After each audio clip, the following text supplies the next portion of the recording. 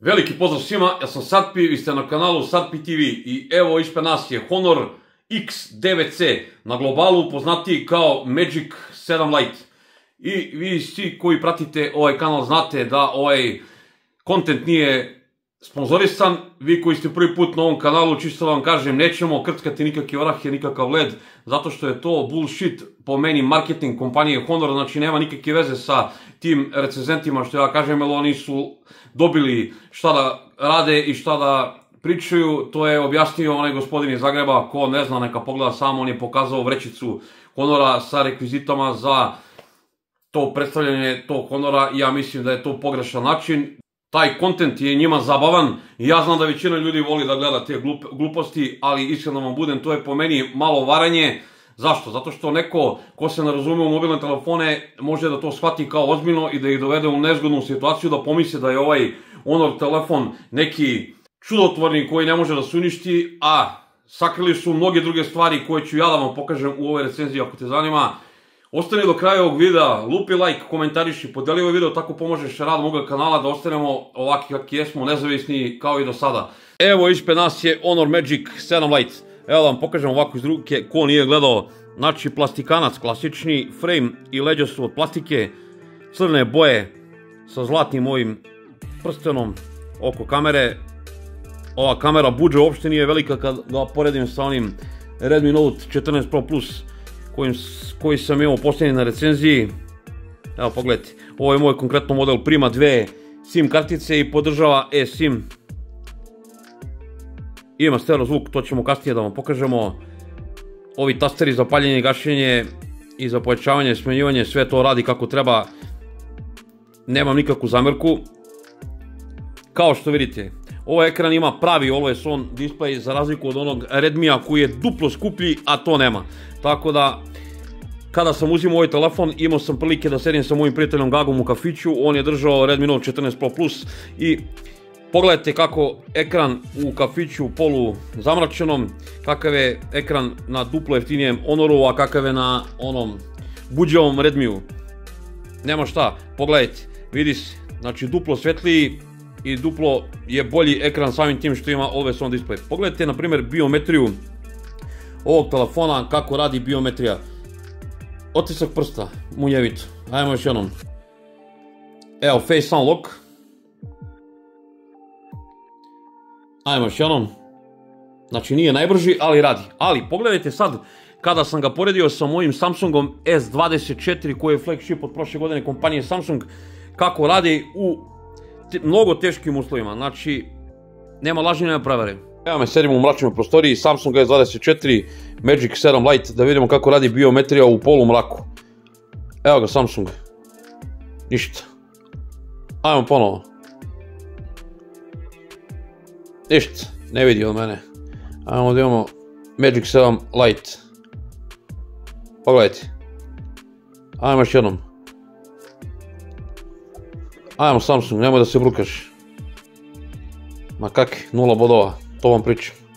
Ako ste vidjeli, biometrija ovog Honora je potukla S24 do nogu.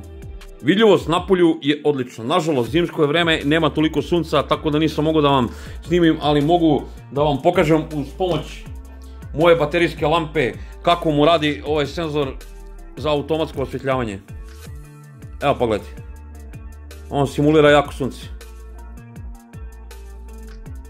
Radi odlično, evo, počeo je do kraja, to ni oni najskuplji od prošle godine nisu htjeli da rade kod mene. Tako da, to je skroz ok. Ekran je prva liga, ima i onu zaštitu za oči što oni tvrde. Došao je sa zalepljenom folijom na displeju, tako da ne želite sigurno da tucate nikakve orase, niti led, niti bilo šta, oštetit ćete ovu fabričku foliju. To je sve lepo za vidjeti, što ja kažem bullshit, marketing glupati, ovako telefon neće vam pasti na pločice ovako, pod idealnim uslovima, ako mi ispadne iz džepa pašće vam verovatno ovako i tu će doći do loma prvo ovog frejma i do loma ovog stakla, tako da nemojte se igrati sa tim, zato što u fabričkom pakovanju ne dolazi ni silikonska maskica, tako da ljudi mogu da budu dovedeni u zabludu i da misle da je ovaj telefon neuništiv, da ga nose ovako, bez silikonske neke zaštite i bez nekog kaljanog stakla, ne daj Bože. ako skinu ovu foliju, prvi sljedeći pad na neki kamenčić na asfalt, na ovo, čao zdravo i onda nek se žale kome, plaćenim recenzentima. Zvanična cena ovog telefona trenutno u Srbiji 30.000 dinara, to je znači 250 evra. Tako da, ono što sam rekao za svaki model telefona, prvo gledam cenu i sprem cene, onda ću da dajem pozitivne ili negativne zaključke o ovom telefonu. Idemo dalje. Znači, ovaj telefon dolazi sa Androidom 14, nažalost. Kompanija je najavila, nigde zvanično nisam pročitao, na Redditu sam vidio 2 godine Android na dogradnji, 3 godine verovatno sigurnosnih update-a, tako da to sam vidio na Redditu. Sramota je što kompanija Honor nigde nije objavila na zvaničnom njihovom sajtu, tako da ja neću da gledam u pasulj. Njegov sistem radi skroz ok, evo sa leve strane spuštamo notifikacije, s desne strane kontrolni centar. Nemam stvarno nikakve zamerke u radu ovog telefona, s obzirom da ima tako skroman procesor. Pokazat ću vam rezultate Antutu testa i ovih drugih benchmark testova. Evo, pogledajte koliko treba vremena da se aktivira Antutu. Pogledajte. To i nije toliko strašno, s obzirom da onaj duplo skuplji Redmi ima malo veći Antutu skor, ali pogledajte zanimljivo ovo. Pogledajte brzinu interne memorije, znači 3.1 pretpostavljam, a onaj duplo skuplji ima 2.1 ili 2, tako da Honor u svaka čast. Iako ima ovaj skroman procesor, ima odlične i rezultate. Evo da pogledajte Geekbench. Brojke. Koga to zanima. Evo brojke ovog ekstremnog stresnog testa od 20 krugova. To su jako skromne brojke. Stabilnost procesora je fantastična, nema nikakvog zagrevanja, došlo je možda do 32 stepena maksimum. Dupli tap za gašenje mu ne radi, ali ima widget ugrađen već za gašenje ekrana, što je ok. Dupli tap za paljenje radi, ima velike i male foldere, osvježavanje od 120 Hz. Sa pola ekrana možete spustiti kontrolni centar, to sam već pokazao, i notifikacijski centar. Imate ovdje sa strane ovaj pametni bar. Imate onaj favorite space. Znači kad uradite ovako sa 3 prsta gestu, na primjer screenshot ste ubacili u taj neki favorite space ovdje sa strane i možete da direktno to šaljete preko neke društvene mreže. Evo, nalazi se ovdje, tu sam na primjer uradio screenshotove nekog teksta i to je taj favorite space. Iz njega možete da šaljete direktno preko društvenih mreža, na primjer screenshotove ili tekst razni. Ima ovaj paralelni space kao kod Xiaomi, onaj dupli prostor, znači kliknete ovdje i bukvalno ja sam ga zaštitio svojom biometrijom i ovdje možete da imate sasvim druge aplikacije. Na primjer ovdje imamo za ove kamenjarke, na jedan klik ga zatvarate i opet se vraćate u ovo pređašnje stanje. Možete da zaključate određenu aplikaciju, na primjer ja sam zaključio ovaj Telegram, znači mogu da ga otključam samo sa mojim otiskom prsta. Možete da imate duple aplikacije, iako je procesor skroman i telefon je iz te cenovne kategorije, ja nisam naišao na neke bugove kao na onom duplom skupljem Redmiju. Neka zakucavanja, trzanja, ne daj Bože zaključavanja, kao na onom bagljivom HyperOS-u. Drugi dan korištenja ovog telefona, kad sam ga najviše koristio i kada sam imao moju SIM karticu u njemu, napravio sam 5 sati i 7 minuta screen time-a, u ponoć sam bio na 60%, znači potrošio sam 40% baterije drugi dan korištenja ovog telefona, tako da i meni, mogu da kažem, baterija može da izdrži bez lažne skromnosti opušteno 2 dana, da ne moram da ga punim, znači ga punim svaki drugi dan. Uz brzo punjenje ovo je bukvalno savršenstvo, znači može da postavi i najskuplju jabuku, najskuplji Samsung i najskuplji Pixel telefon. Neki su me pitali da li ovaj telefon ima infracrveni senzor, ovaj telefon nema infracrveni senzor. USB Type-C je 2.0, Bluetooth je 5.1, ima stereo zvuk, ajmo da čujemo kako se čuje.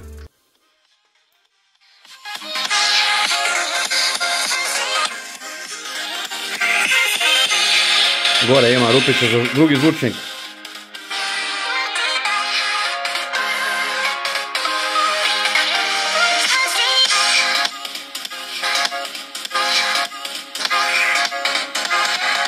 Što se mene tiče, zvuk je odličan. Ajmo da pređemo na te famozne kamere. Da vidite kako izgleda aplikacija kamere. Ovo sam ja. Puna je opcija, to mi se sviđa. ima svašta nešto u nastavku videa. Pogledajte kako ovaj telefon pravi slike i video zapise, pa ćemo dati neki sud i o ovom telefonu.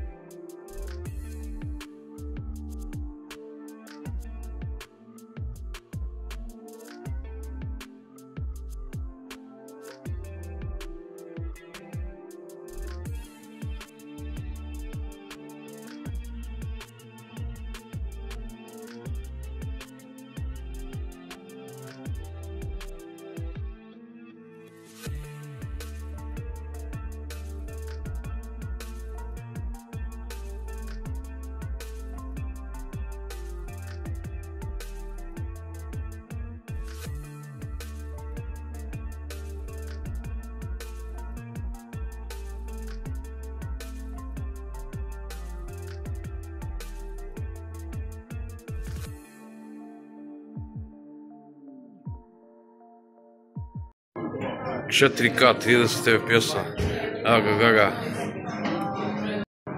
Evo je multi video, da vidite kako radi. Vidite mene, vidite Gagu,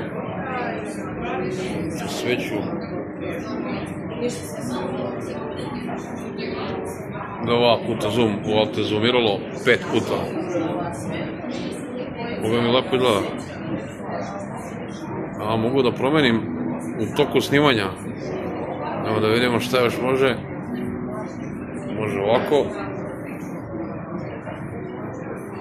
Može ovako. U full screenu. I mogu ja. Šta sve može ovaj Honor.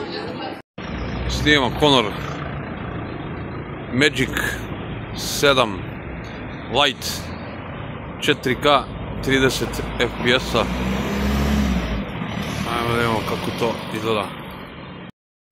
4K 30 fps-a, sad smo u pokretu. Da vidimo kako to Honor radi kada hodam. Ulica Gospodara Vučića, idemo ka CZ-u. 2 puta zoom. Ajmo da vidimo koliko može. 8 puta zoom. Pa ponovo glavna kamera. Full HD 30 fps-a. Nažalost nema 60 fps-a i nema 4K.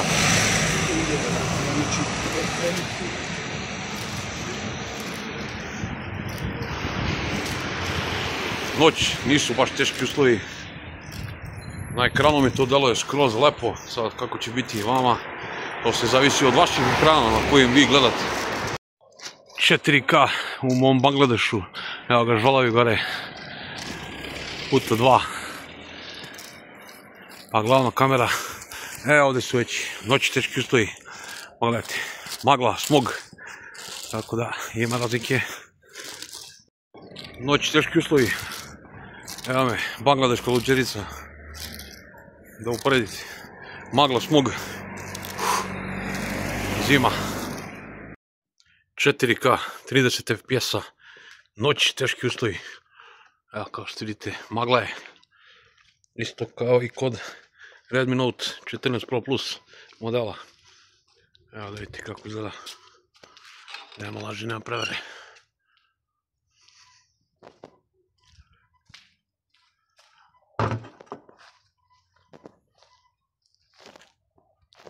Dva puta zoom. 8 puta zoom. Pa opet glavna kamera. Evo sad ću zoomiram i ovako gore. 8 puta zoom. Meni ovo na displeju mnogo bolje izgleda nego na Redmi Note 14 Pro Plus. Ajmo malo da proštamo. Da vidite, nema laži, nema prevare. Video snima Magic 7 Lite 4K 30 fps-a. Dan, lepi zimski uslovi. Nema sunca, ajde vidimo kako on to radi preko dana. Lagana šetnja. Ajde malo zoomiramo tamo u daljinu. 2 puta zoom. 8 puta zoom. Pa A ponovo glavna kamera. Ajmo malo proštamo. Ajmo opet 4K 30 FPS-a. Da vidite, dan lepi uslovi u Kaluđerici. Ako to može da se kaže. Nema lažu, nema prevare. Full HD 30 FPS-a.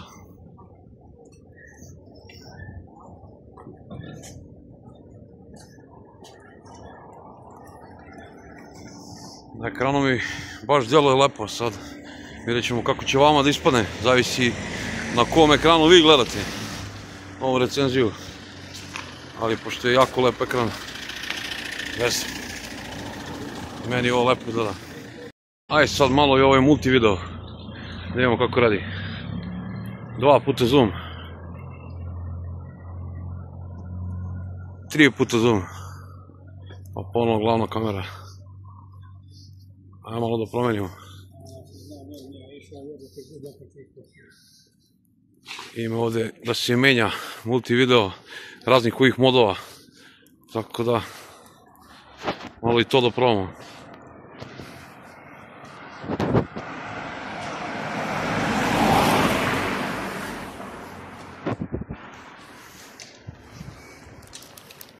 Ajmo malo, Full HD, 60 FPS-a. Da vidimo kako to izgleda u 60 FPS-a. Lagana šetnja.